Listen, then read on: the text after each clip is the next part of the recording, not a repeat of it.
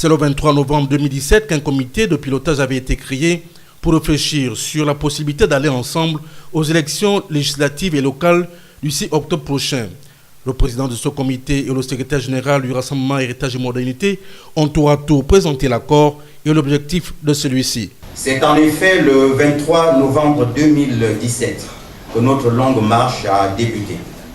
Ce jour-là, nous nous sommes réunis au siège de l'Union nationale pour évoquer ensemble la question de la participation des partis de la coalition pour la Nouvelle République aux élections législatives alors prévues en avril 2018. Les principes directeurs de notre démarche furent arrêtés. Il fut ainsi décidé que la participation à nos travaux était réservée aux formations politiques membres de la coalition pour la Nouvelle République. Deuxième principe, pour participer à nos travaux, les partis devaient avoir décidé en leur sein de prendre part aux élections législatives. Troisième principe, les participants s'engageaient à prendre part à ces élections dans l'esprit du 16 août 2016, c'est-à-dire en rang serré, dans l'unité et la cohésion.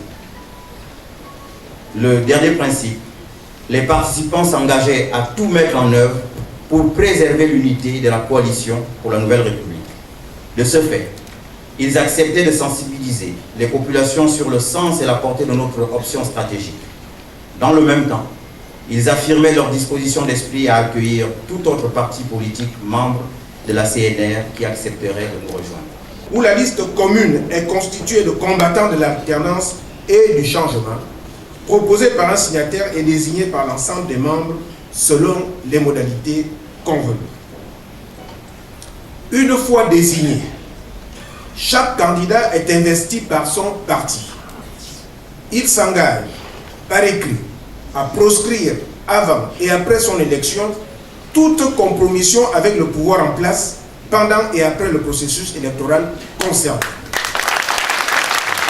Comme en 2016, où l'opposition avait réussi d'obtenir un candidat unique, les signataires de cet accord espèrent ratisser large pour pouvoir obtenir la majorité à l'Assemblée nationale et au Sénat gabonais.